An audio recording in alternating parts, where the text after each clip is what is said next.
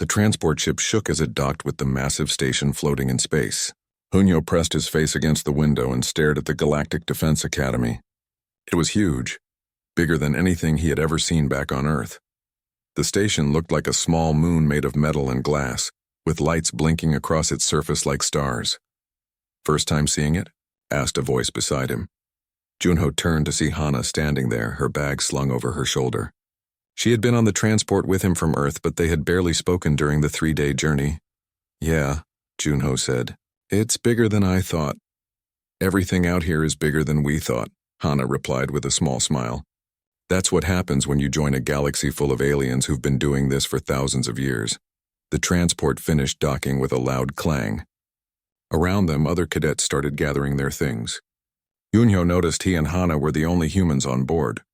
The rest were aliens of different shapes and sizes. Some had scales, others had fur. One creature looked like it was made entirely of rocks that somehow moved and breathed. They filed off the transport and into the Academy's main hall. The ceiling stretched so high above them that Junho couldn't see where it ended. Hundreds of cadets walked through the corridors, all wearing the same gray uniform. The noise was overwhelming. Clicks, hisses, roars, and sounds Junho couldn't even describe, mixed with voices speaking in languages he didn't understand. "Attention!" A voice boomed through the hall and everyone went silent immediately. A creature walked to the center of the room. It stood on 2 legs like a human, but that was where the similarity ended. It had 4 arms, each one thick with muscle. Its body was covered in plates that looked like armor made of bone. Its face was flat with no nose, just 2 slits for breathing. 4 eyes scanned the crowd of new cadets. "I am Instructor Velmar," the creature announced. Its voice was deep and harsh. "I have trained soldiers for 30 years. I have fought the void beasts that come from the darkness of space. I have watched good warriors die because they were not good enough. Most of you will not pass my training. Most of you will go back to your home planets and tell stories about how you almost became defenders of the galaxy." The room remained silent. Junho felt his heart beating faster. "But some of you," Velmar continued, "might surprise me. Some of you might actually become warriors worth the uniform you wear." His 4 eyes swept across the crowd and stopped on Junho and Hana. "Even the humans, perhaps, though I doubt it." Several alien cadets made sounds that Junho realized were laughter. His face felt hot, but he kept his expression neutral. "You have 1 hour to find your quarters and prepare for your first training session," Velmar said. "Do not be late. Dismissed." The crowd broke apart as cadets rushed in different directions. Junho and Hana followed the signs to the human quarters. They walked through long corridors with smooth metal walls. Other cadets passed them, and Junho noticed how some of them stared.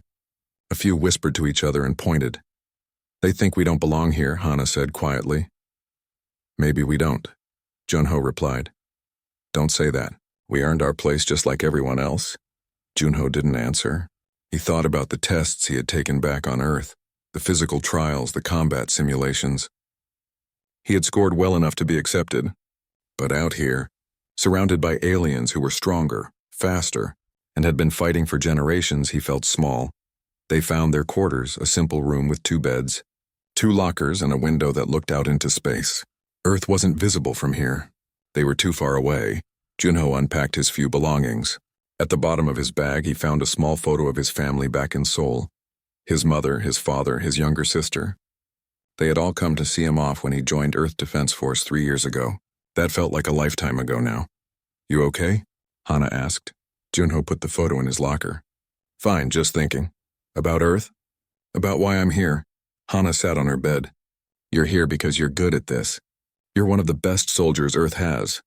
Junho touched his arm, feeling the scars beneath his uniform. "I'm here because I'm the only one who survived," he said quietly. Before Hana could respond, a loud bell rang through the station. Their first training session was about to begin.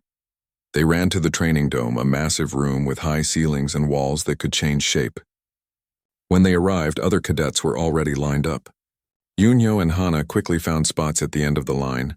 Instructor Velmar stood before them with 2 other instructors. "Today you will run a basic combat simulation," he announced. "You will work in teams. You will face enemies that want to kill you. The simulation cannot actually harm you, but it will feel real. It will hurt. Some of you will fail. Begin." The dome's walls shifted and changed. Suddenly, Junho was standing in what looked like a destroyed city. Buildings were collapsed around him. Smoke filled the air. He could hear screaming in the distance. Team 7, move out, someone shouted. Junho realized he was part of Team 7. He looked around and saw 5 other cadets with him, including Hana. The others were all aliens. One was a tall, reptile-like creature with scales that shimmered green and blue.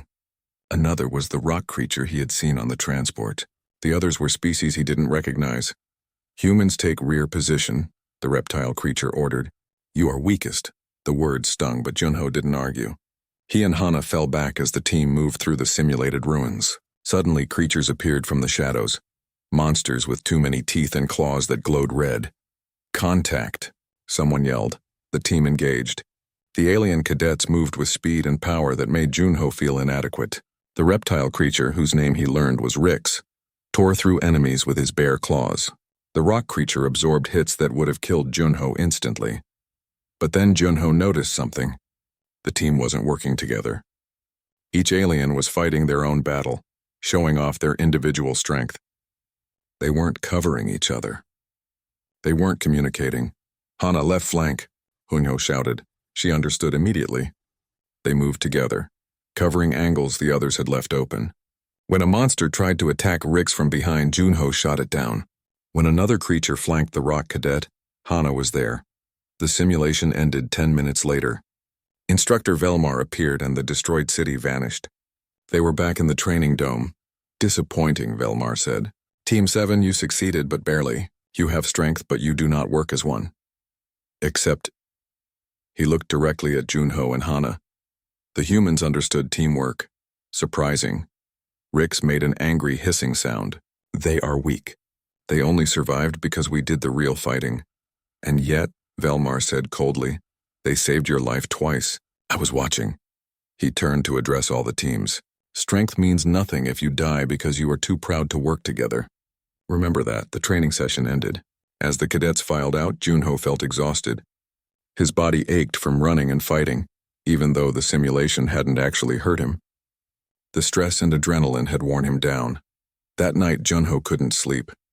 He stood by the window in his quarters, looking out at the stars.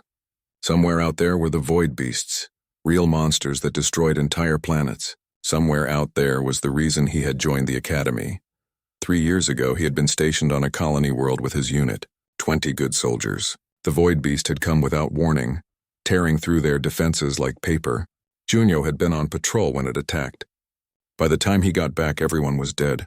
He had run away to get help, but help had arrived too late. 20 soldiers dead. Only Junho alive. Everyone called him a survivor. He called himself a coward. Can't sleep either? Hana's voice came from behind him. Just thinking, Junho said. About your old unit? He nodded. Hana came to stand beside him. You know it wasn't your fault, right? I ran away. You went for help. That's different, is it? Junho asked. Sometimes I'm not sure. They stood in silence for a while, watching the stars. Why did you really come here? Hana asked. The truth. Junho was quiet for a long moment. To prove I'm not a coward. To prove I won't run next time. And if there is a next time, then I'll stand and fight, Junho said. No matter what. Neither of them knew that in just a few weeks he would have to prove those words. Neither of them knew that soon. When everyone else stepped back, Junho would step forward and change everything. 3 weeks had passed since Junho arrived at the academy.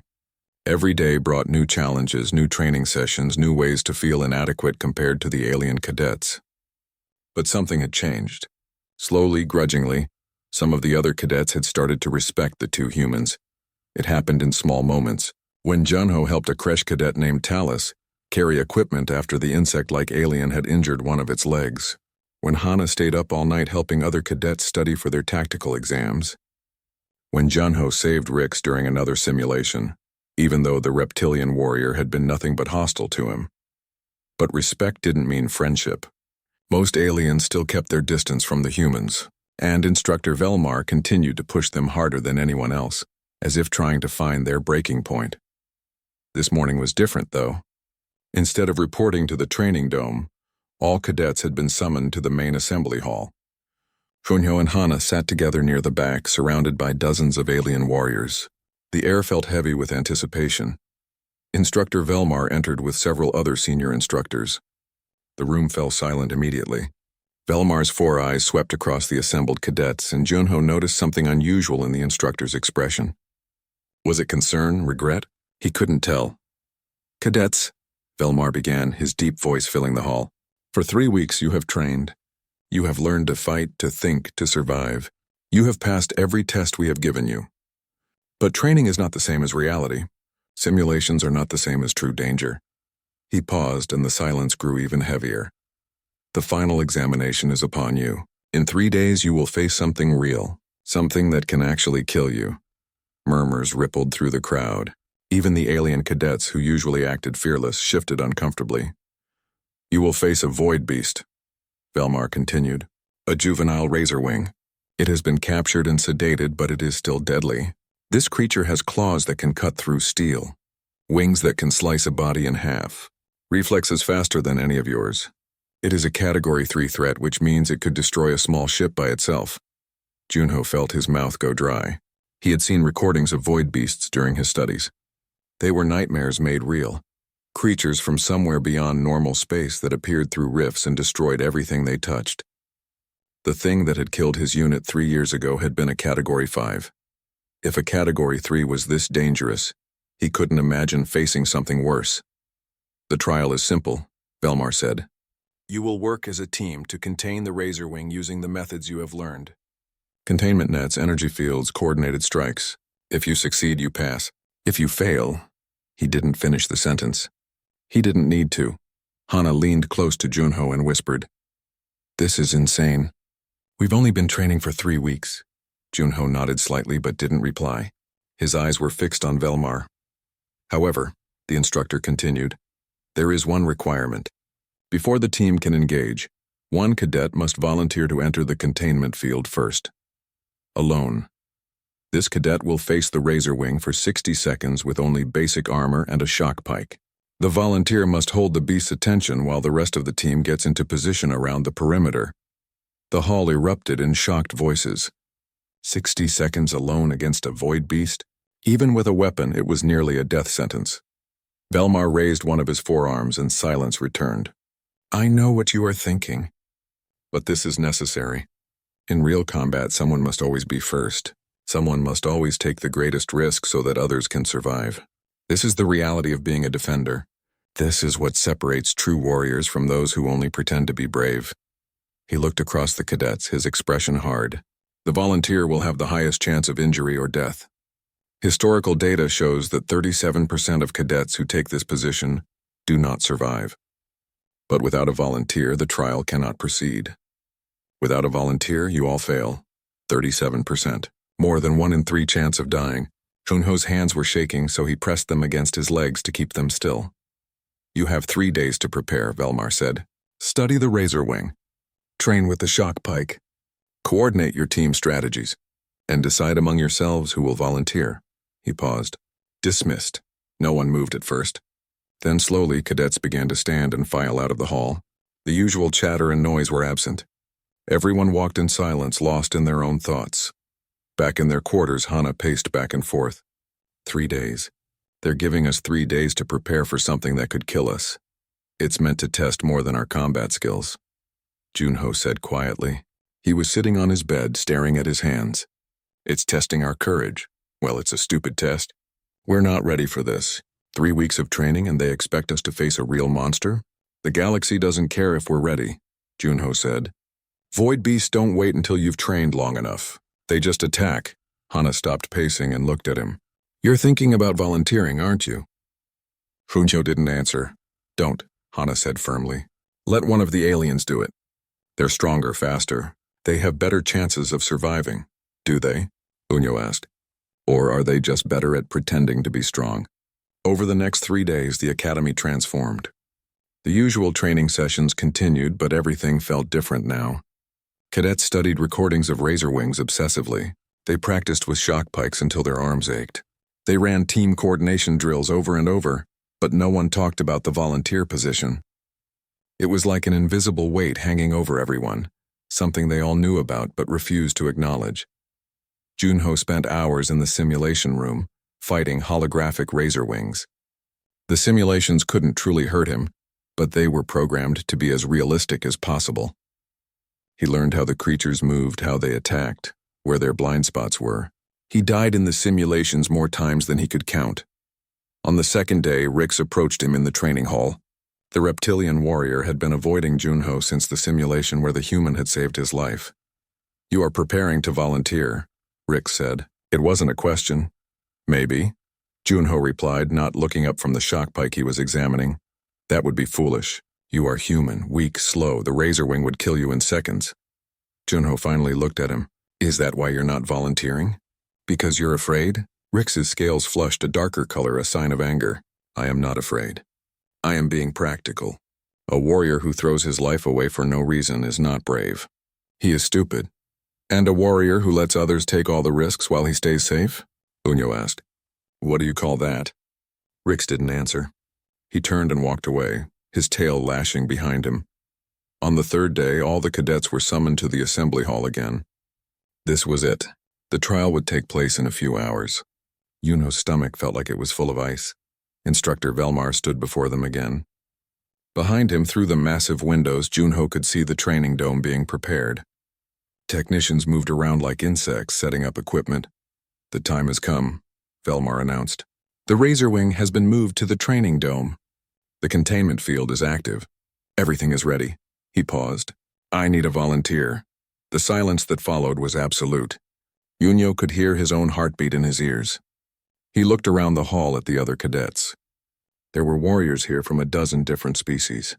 Beings who were naturally stronger, faster, more deadly than any human. Warriors who had been trained since childhood for combat. Warriors whose species had been fighting void beasts for centuries. No one moved. Velmar's eyes swept across the crowd slowly. "I need a volunteer," he repeated, his voice harder now. Still no one moved. In fact, Junho noticed something. The cadets were subtly stepping backward. Not obviously, but small movements, tiny steps that put someone else slightly more forward than themselves. They were all doing it. The brave alien warriors who had mocked humans for being weak were trying to disappear into the crowd. Junho looked at Rix. The reptilian warrior was staring at the floor, his scales pale. Junho looked at Talus, the Kresh tactician. Talus's antennae were flat against his head in fear. Even the rock creature, who seemed indestructible, had moved to hide behind larger cadets. Junho felt something cold settle in his chest. Not fear, he was already afraid. This was something else, disappointment, anger, determination. He thought about his unit. 20 soldiers who had died while he ran for help. He thought about why he had come here, to prove he wasn't a coward, to prove he wouldn't run next time. This was the next time. Before he could talk himself out of it, before Hana could stop him, Junho stepped forward. "I'll do it," he said. His voice wasn't loud, but in the silence of the hall, everyone heard it clearly.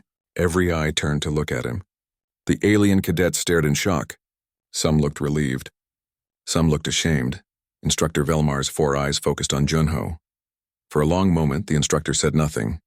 Then, "Corporal Junho, do you understand what you are volunteering for? Do you understand that the mortality rate for this position is 37%? "Yes, sir." "I understand. Why?" Velmar asked, and Junho realized the question was genuine. "Why would you volunteer for this?" Yunyo thought about lying, about saying something noble or brave, but he was tired of pretending. "Are you insane?" Hana demanded as they walked toward the armory. 37% chance of dying. That means more than 1 in 3 people who do this don't come back. "I know the numbers," Junho said quietly. "Then why? Why did you volunteer when nobody else would?" Her voice cracked slightly. "You don't have to prove anything to these aliens. You don't have to throw your life away." Unyo stopped walking and turned to face her. 3 years ago, I ran away while my unit died. Every night since then, I've wondered what would have happened if I had stayed. If I had fought beside them, maybe I would have died too, but at least I would have tried." "That wasn't your fault," Hana said. "You went for help." "I ran," Junho said firmly. "And I've been running ever since, in a way. Coming here, training, preparing, all of it was just another form of running. Running from the guilt. Running from the question of whether I'm really a coward." He took a breath. "This is where I stop running." Hana's eyes were wet with tears. "I can't lose another friend, please." "You won't," Junho said, trying to sound confident. "I'm going to survive. I have to. The armory was a large room filled with weapons and armor of all types designed for dozens of different species. A technician, a small gray-skinned alien with 6 arms, approached them. "You are the volunteer?" it asked, looking Junho up and down. "Human. Interesting. Come, we must fit you for armor." The next hour was spent being measured and fitted. The armor was lighter than Junho expected, made of some flexible material that hardened on impact. It would protect him from glancing blows but wouldn't stop a direct attack from a razorwing's claws. "This is best we can provide," the technician said. "More armor would slow you down. Against razorwing, speed is more important than protection. You must be able to move." Finally, the technician handed Junho a shock pike. It was about 6 feet long, made of the same flexible material as the armor. The tip crackled with blue energy. "This will deliver electrical charge," the technician explained. "It will hurt the beast, make it angry, but will not kill it. Your job is not to win. Your job is to survive and keep its attention. Do you understand?" "I understand," Junho said, gripping the pike. It felt heavier than it looked. After the fitting, Junho went to the study room to review everything he had learned about razor wings. He watched recordings of past trials, analyzing how other cadets had survived or failed. He studied the creature's movement patterns, its attack behaviors, its weak points. Meanwhile, Hana went to the communications center where she worked part-time. Something about this trial bothered her. The numbers didn't add up. A Category 3 threat against cadets with only 3 weeks of training? It seemed designed for maximum casualties. She accessed the Academy's database and started searching through old trial records. What she found made her blood run cold. The juvenile razor wing they would face wasn't juvenile at all. It was adolescent, nearly full-grown. It had already injured 3 handlers in the past week. One of them was still in the medical bay with severe injuries. The beast was far more dangerous than Velmar had indicated. Hana dug deeper. She found classified messages between the Academy and the Galactic Council. Her hands shook as she read them. The trial was rigged. The Council was questioning whether humans should be allowed in the Defense Force at all. Some Council members wanted humans to remain under alien protection, essentially making Earth and its colonies second-class citizens in the galaxy. They had pressured the Academy to make this trial nearly impossible.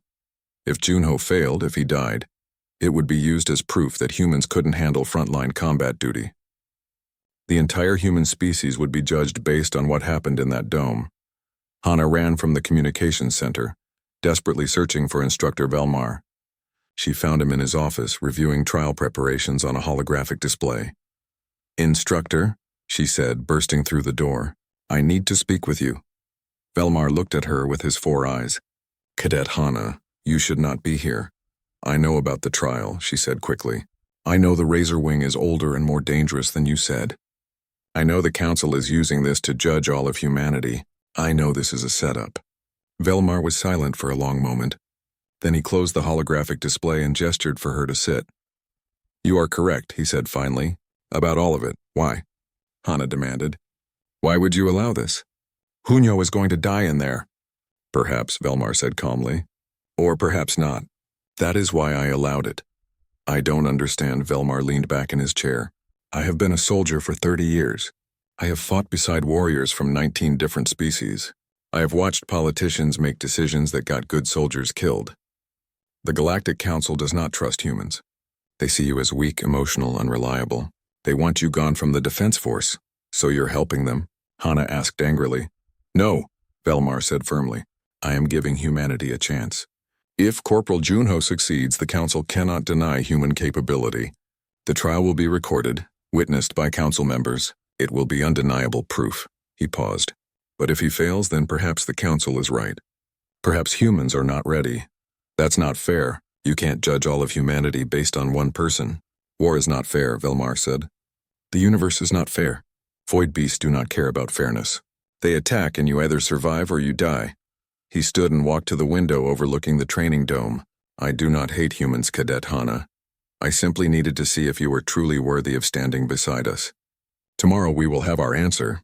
And if Junho dies, if he fails, then I will resign from the Academy," Velmar said quietly. "Because I will have sent a good soldier to his death for nothing. But I do not think he will fail." "Why not?" Velmar turned to look at her. "Because when I asked for a volunteer, every alien in that room stepped backward. Every single warrior, many of them stronger and faster than your friend, chose safety over duty. Only the human stepped forward. That tells me something important about your species. It tells me you might actually be what the galaxy needs. Hana wanted to argue, to scream at him that it wasn't enough, but she saw something in the instructor's eyes. Respect, perhaps, or hope. He genuinely believed Junho could survive. She left his office and ran back to find Junho. She found him in the training room, practicing movements with the shock pike. He was drenched in sweat, moving through defensive patterns over and over. "Junho, stop," she called out. He turned to her, breathing hard. "What's wrong?" She told him everything. About the Razor Wing being more dangerous than advertised, about the Council's plot, about how the fate of humanity might rest on what happened tomorrow. Junho listened silently. When she finished, he sat down on a bench and was quiet for a long time. "So this is bigger than just a trial," he said finally. "Yes. If you fail, if I fail, humans get pushed out of the defense force. We become second-class citizens in the galaxy." He looked at his hands. "No pressure, right?" "This isn't fair to you," Hana said. "One person shouldn't have to carry this weight, but someone has to," Junho replied. "That's how it works. Someone always has to be first. Someone always has to take the risk." He stood up, gripping the shock pike. "Nothing changes. I still have to survive. I still have to do my job. The reasons don't matter. How can you be so calm about this?" Junho smiled, but it didn't reach his eyes. "I'm not calm. I'm terrified. But being scared doesn't change what needs to happen." That night, Junho tried to sleep but couldn't. He lay in his bed, staring at the ceiling, thinking about everything. Finally, he got up and took out a piece of paper. He wrote letters to his family back in Seoul, just in case. He wrote about how proud he was to serve, about the friends he had made, about Hana, and how she had been his anchor here. He wrote about not being afraid anymore, about finally finding peace with what had happened 3 years ago. He didn't mention that he might die tomorrow. He didn't want them to worry. Hana sat with him in silence for a while. Neither of them spoke. There was nothing left to say. Around midnight, there was a knock on their door. Junho opened it to find Rick standing there looking uncomfortable. Behind him were Talus and several other alien cadets. "We heard," Rick said, his voice unusually quiet, "about the Razor Wing being more dangerous, about the Council." "News travels fast," Junho said. "We wanted to help," Talus said, stepping forward on his insect legs. "We have information. Our species have been fighting void beasts for generations. We know things that might help you survive." For the next 3 hours, the alien cadets taught Junho everything they knew. Rix demonstrated Razor Wing attack patterns and showed weak points in their armor plating that weren't in any manual. Talus shared tactical knowledge about beast behavior and how to predict their movements. The others contributed survival techniques passed down through their warrior cultures. "Why are you helping me?" Junho asked finally. "You didn't want to volunteer. Why help me survive?" Rix was quiet for a moment. "Because you volunteered when we did not. Because you stepped forward when we stepped back. That deserves respect." He placed a clawed hand on Junho's shoulder. "You may be human, but today you showed more courage than any of us. We will not let you die alone." As dawn approached, the cadets finally left. Junho lay back down, exhausted but somehow more confident. He wasn't alone in this. Even if he would face the Razor Wing by himself. The training dome had been transformed into an arena of death. Junho stood at the entrance, wearing his fitted armor and holding the shock pike in sweating hands. Through the transparent doors, he could see the massive space beyond. The dome's ceiling reached hundreds of feet above, and the floor had been cleared to create a flat, open battlefield. There was nowhere to hide. In the center of the arena, surrounded by a shimmering blue containment field, was the Razor Wing. Even seeing it in recordings hadn't prepared Junho for the reality. The creature was enormous, at least 20 feet tall when it stood upright. Its body was covered in black plates that looked like volcanic glass, each one sharp enough to cut. 6 eyes glowed red in its angular head, and its mouth was full of teeth arranged in 3 rows. But the worst parts were its wings. They weren't like bird wings. They were blade-like appendages that folded along its back, each one edged with serrated bone that could slice through steel. When the creature shifted, the wings made a sound like knives being sharpened. Even sedated and contained, it radiated menace. The observation galleries above the arena were packed. Hundreds of instructors, senior cadets, and academy staff had come to watch. Holographic displays floated in the air, showing the faces of Galactic Council members who were watching remotely from across the galaxy. They had all come to see the human fail. Junho's team members, Rix, Talus, Hana, and 7 others, stood at marked positions around the arena's perimeter. They wore full combat gear and carried containment equipment. Their job would be to trap the Razorwing once Junho had held its attention for 60 seconds. If he survived that long, Instructor Velmar's voice boomed through the arena speakers. Corporal Junho, you will enter the arena and engage the target when the containment field drops. Your objective is to maintain the creature's focus for 60 seconds. Your team will enter on my signal and execute the containment protocol. He paused. May your ancestors watch over you. Junho took a deep breath. His heart was pounding so hard he could feel it in his throat. His hands were shaking, making the shock pike tremble. He was terrified. Every instinct in his body screamed at him to run, to get as far from that monster as possible.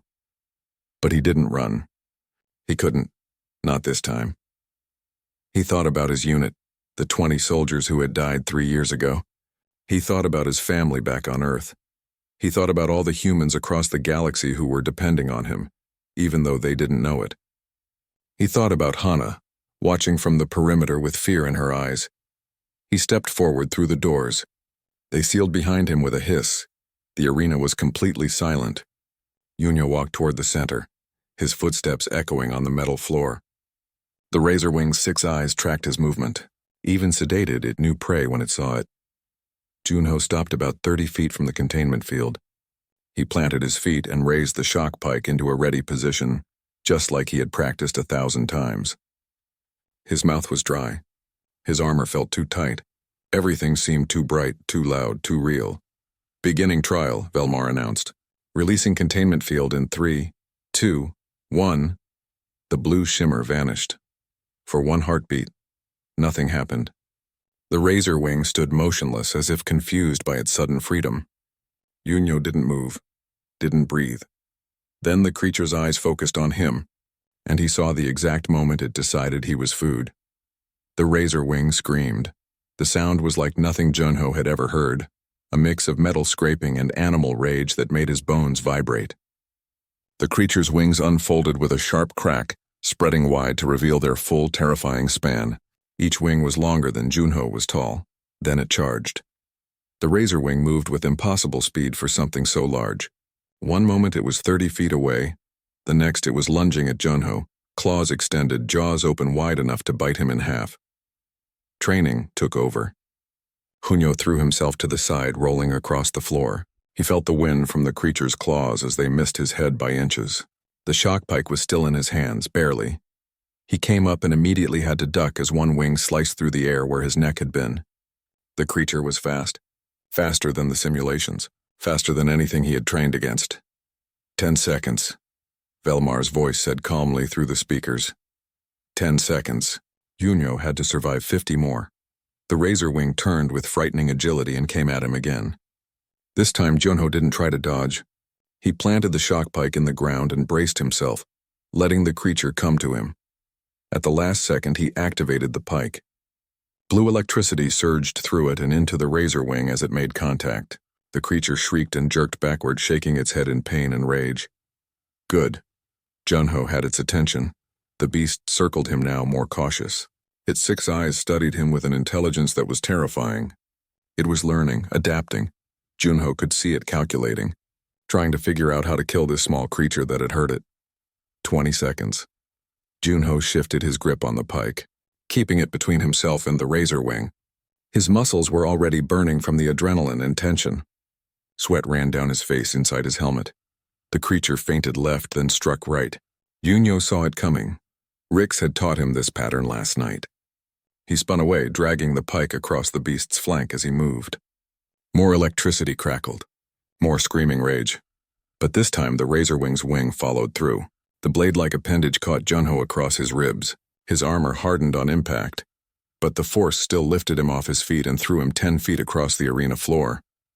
Pain exploded through his side. He couldn't breathe. For a moment he thought his ribs were broken. Then air rushed back into his lungs in a painful gasp and he realized the armor had saved him. Barely. 30 seconds. Halfway there.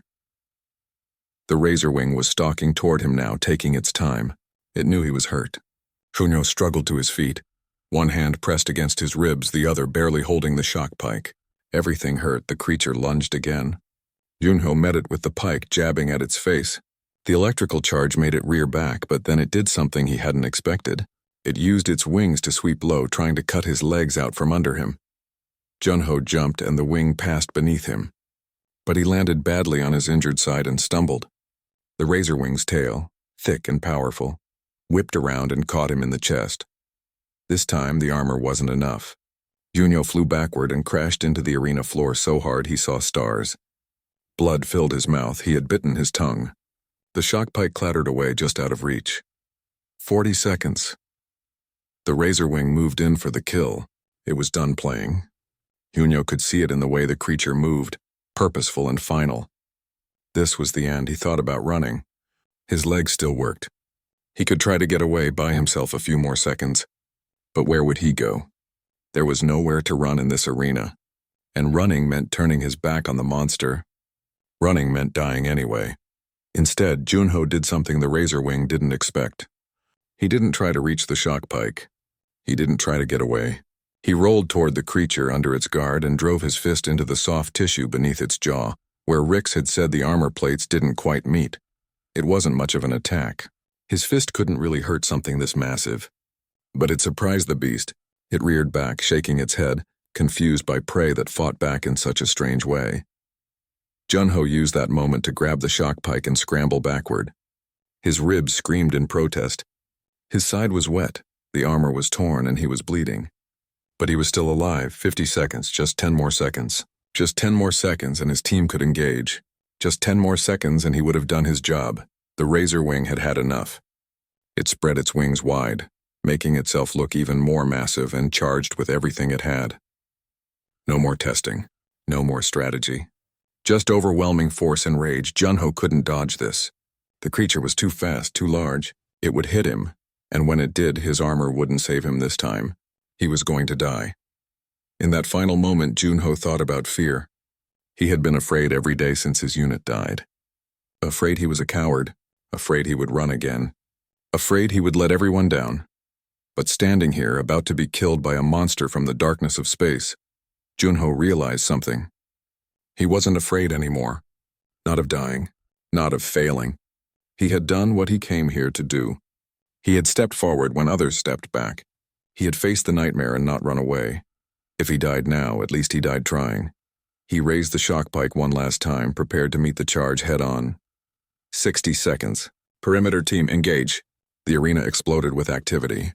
Energy nets launched from 10 different positions surrounding the razor wing in mid-charge. Containment fields activated, layering one over another. Shock weapons fired from multiple angles, hitting the creature from all sides.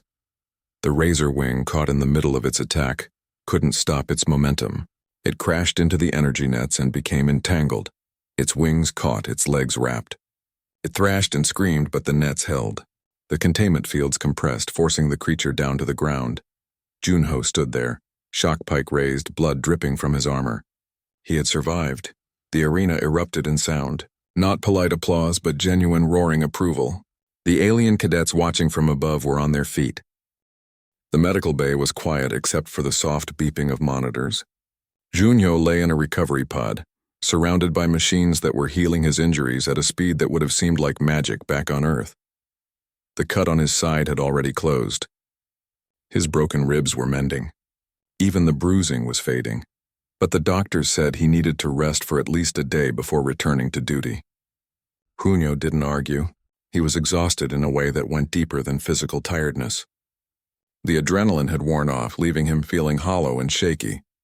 Hana sat in a chair beside his pod, refusing to leave. She had been there for hours, sometimes talking, sometimes just sitting in companionable silence. Other cadets had come by too, Rix, Talus, and others, each offering congratulations in their own way. Even some of the instructors had stopped in to acknowledge what he had done. "You should get some sleep," Junho told Hana. "I will when you do," she replied. "Besides, you're famous now.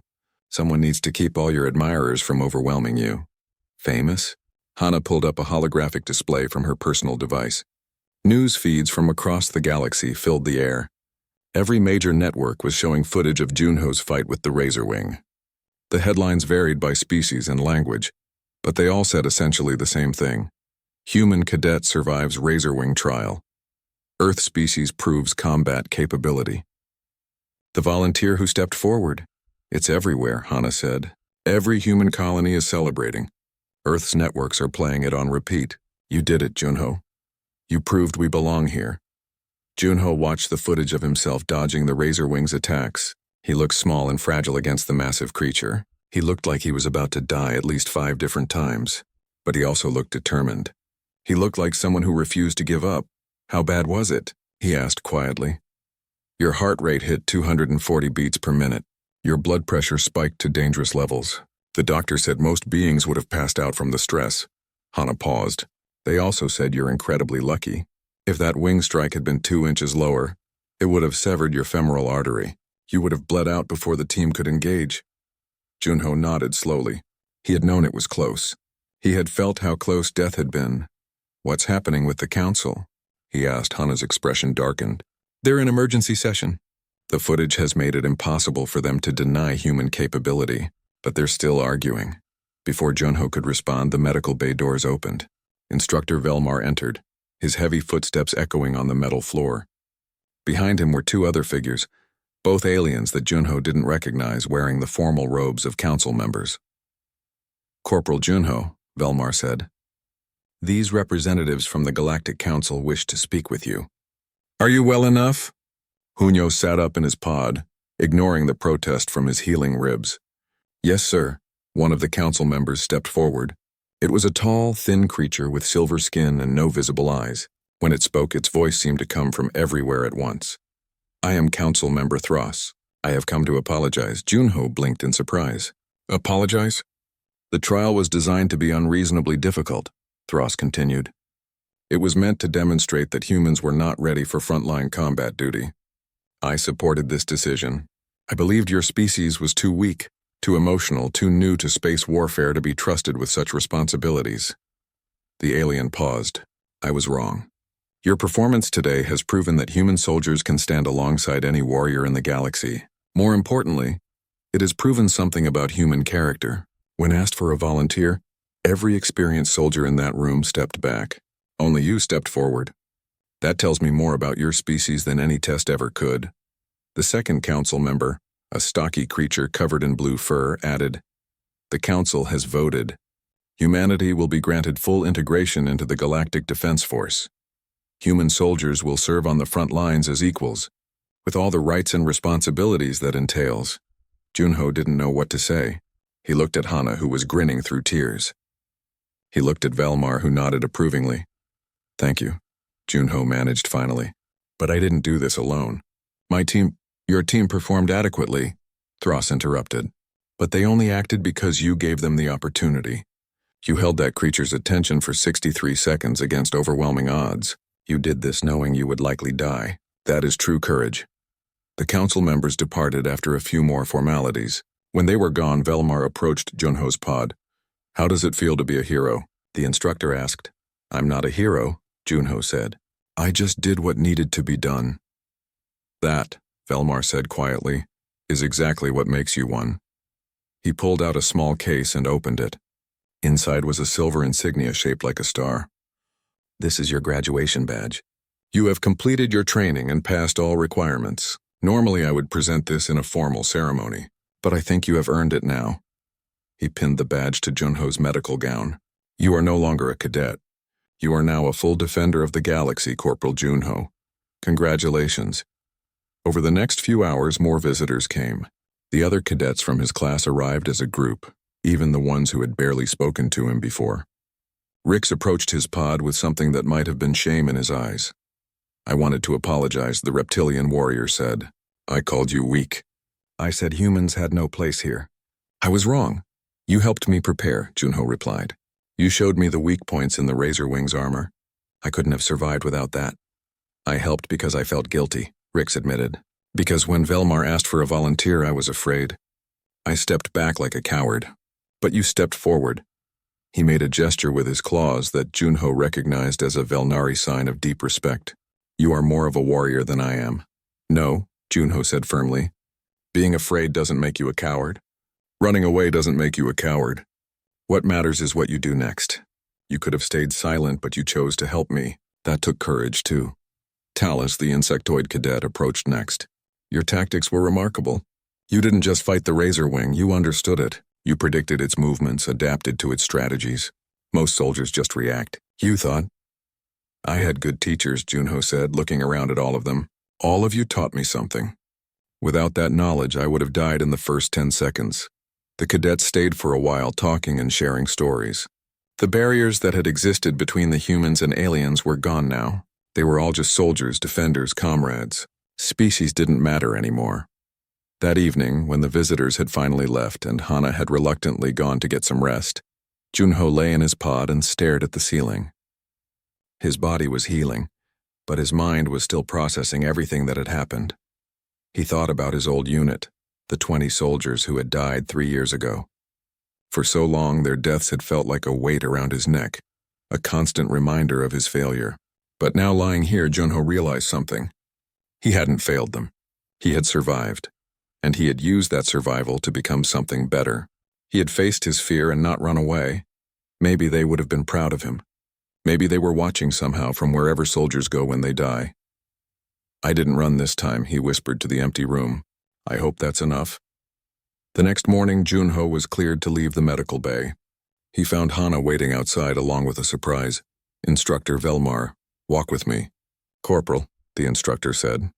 They walked through the academy's corridors together, Hana following a respectful distance behind. Other cadets and instructors they passed stopped to salute or offer words of congratulations. Junho felt uncomfortable with all the attention. You do not like being famous, Velmar observed. I just did my job, Junho said. Your job was to hold a monster's attention for 60 seconds. You did that and more. Your job was to survive. You did that too, though barely. Velmar stopped at a window overlooking the training dome. The Razor Wing had been removed and the arena was being cleaned. But you did more than survive a trial. You changed the course of history for your species. I was just one person. One person can change everything, Velmar said. I have seen this many times. One act of courage can inspire thousands. One soldier standing when others fall can turn the tide of battle. You stepped forward when everyone else stepped back. Do you understand the power of that? Junho didn't answer immediately. He watched the cleaning crews working in the dome below. I was terrified, he admitted finally. Every second in there, I thought I was going to die. I'm not brave. I was just too stubborn to run away. That is what courage is, Velmar said. Acting despite fear. Anyone can be brave when they are not afraid. True warriors are those who face their nightmares and do not yield. He turned to look at Junho with his 4 eyes. I have fought beside hundreds of soldiers. Some were strong, some were skilled, some were clever, but the best ones were those who would not quit. No matter how afraid they were. You are one of those soldiers, Corporal Junho. Velmar handed him a data pad. I am forming a special unit, an elite team for deep space operations against high-category void beasts. Category 5 and above. These are the most dangerous missions the Defense Force undertakes. Most soldiers do not survive more than 2 or 3 encounters with such creatures.